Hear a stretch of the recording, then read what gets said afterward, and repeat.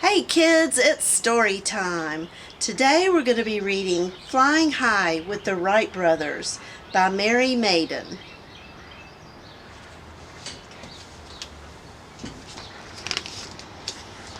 Petey, the wild Corolla pony, and his best friend Taz visited the Wright Brothers National Memorial.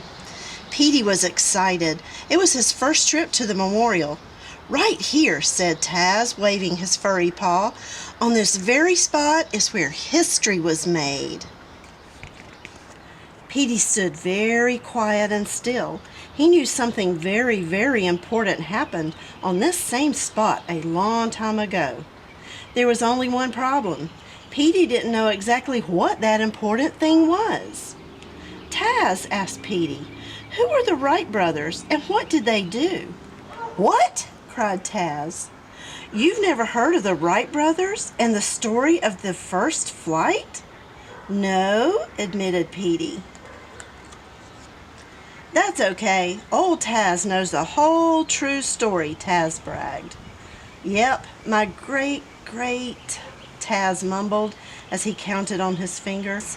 "Let's see, my great, oh, anyways," Taz continued. "My very great Grandpappy Raz was there when the Wright brothers made their historic first flight." "Tell me the story," Petey begged.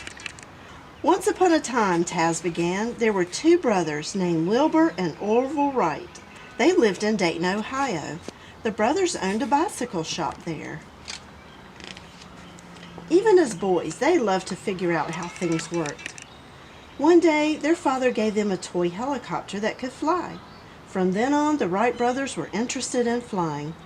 When they grew up, they read everything they could about flying."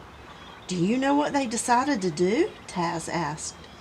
"Build a flying machine," answered Petey. "Sure enough," said Taz. "They decided to go to Kitty Hawk, North Carolina. It was the perfect place. It had lots of wind and soft, empty sand dunes to practice on. For 3 years, Wilbur and Orville came to the Kitty Hawk area on their vacations," Taz continued. "They practiced flying their gliders. They did many different experiments. Each year, they learned more about how to fly. Almost every day, except Sundays, Grandpappy Raz, Mr. Mockingbird and Ozzie Osprey sat on Big Kill Devil Hill to see what new things the Wright brothers were doing." "Yep," said Taz. "Grandpappy Raz and his friends were there when Wilbur and Orville made history. They saw the whole thing. It was December 17th, 1903, and it happened something like this." "Brr!" shivered Mr. Mockingbird. "It sure is cold and windy."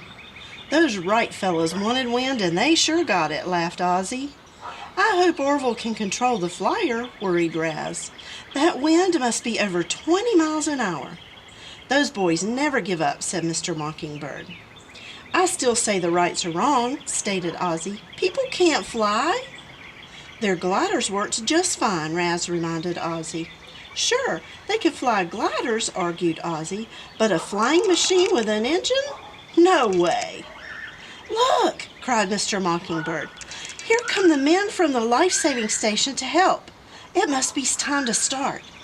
"Good luck, Orville!" shouted Raz as he crossed his fingers. Slowly, the flyer moved forward on the wooden track. Wilbur held the wing to balance the flying machine. Just as he let go, the flyer lifted itself into the air. "They've done it!" shouted Mr. Mockingbird. "Hooray!" cheered Raz. "He's going to crash!" yelled Ozzie. With a sudden dart, the flyer hit the ground. "Thank goodness Orville didn't crash," cried Mr. Mockingbird, relieved. "Short flight," commented Ozzie. "The first flight made by man in the history of the world," corrected Raz. "Yep," said Taz, finishing the story. "The first flight only lasted 12 seconds, but it changed the world. The Wright brothers had invented the first airplane." "Wow," said Petey, impressed. "Now people can go almost anywhere," explained Taz. Even to the moon, added Petey. The first flight sure was an adventure, said Petey. Sure enough, agreed Taz. But time's a-wastin', Petey, my boy. Let's go, shouted Petey, galloping away.